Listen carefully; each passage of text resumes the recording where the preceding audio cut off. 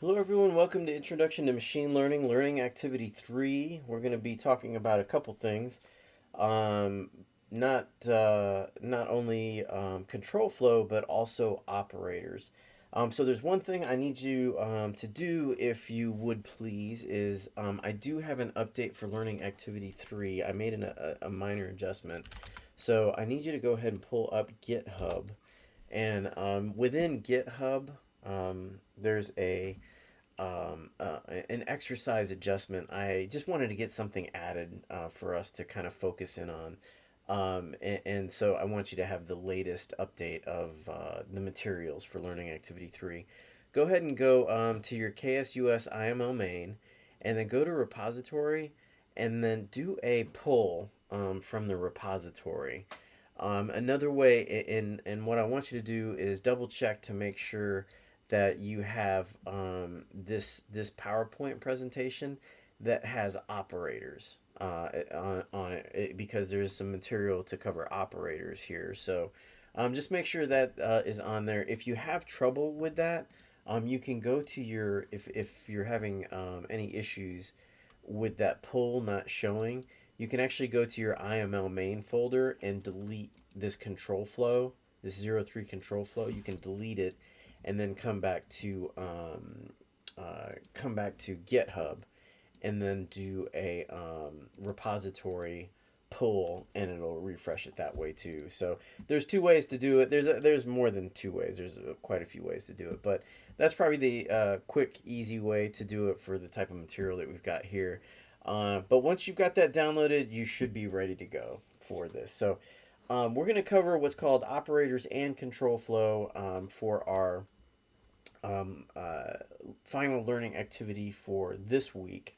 Uh, and what we'll do is for the lecture, we'll talk about operators, what is control flow, as well as types of control flow. And then on the lab agenda, we'll have an operators and then section, as well as a control flow portion of the lab. So it's going to be a little bit longer. One of our bigger labs, because we've got a lot to cover in terms of operators and control flow, which makes up a big part of course, programming in general. So you'll get a good grounding on all things related to controlling the flow of Python code. So let's talk about operators. We'll jump into this first. There's actually 7 main blocks of operators within Python. It's one of the richest uh, um, operator sets within the programming world. Python has quite a few. I'm going to take you through 4 of the main areas, which would be arithmetic, assignment comparison, and logical. But there's actually a whole nother set of 3 more areas of operators, and then even within all of those, there's 39 total operators within Python, and we're gonna only cover about 20% of those. There's just so many that it could be its own class of its own curriculum. Arithmetic operators are pretty rich within Python. So let me take you through arithmetic. It's just like it sounds. We're going to do addition, subtraction, multiplication. This is where you take a variable, you take data, and you multiply it, add it, subtract it, divide it. There's actually quite a few more arithmetic operators that come out of the box. You don't need to use libraries. You don't need to do anything special.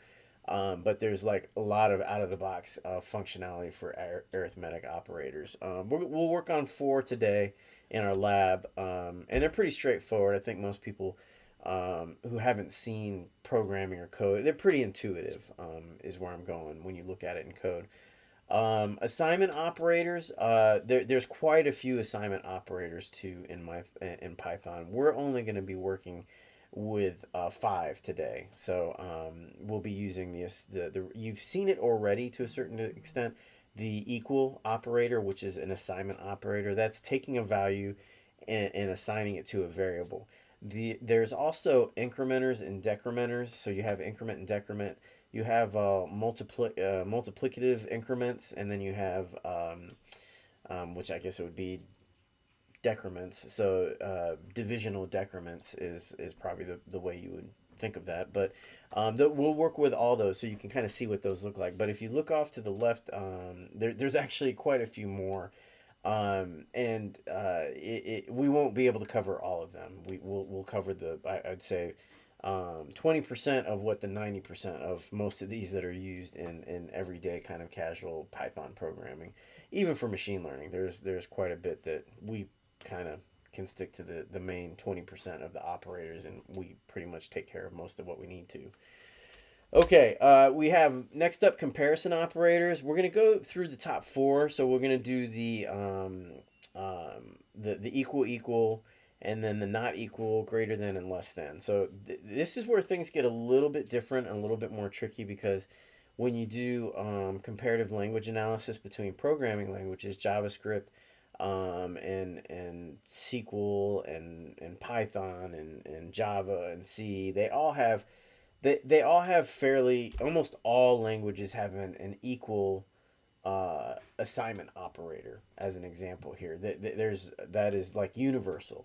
One of the things that's not universal is comparison operators. They don't operate exactly. They're similar, but they don't always operate the same between languages.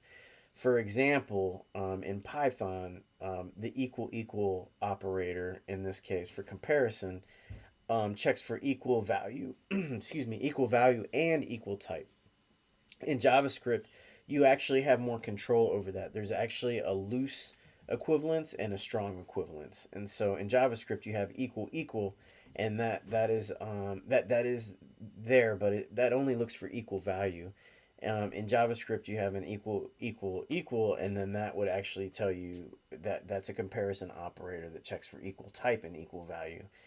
So there's some differences there.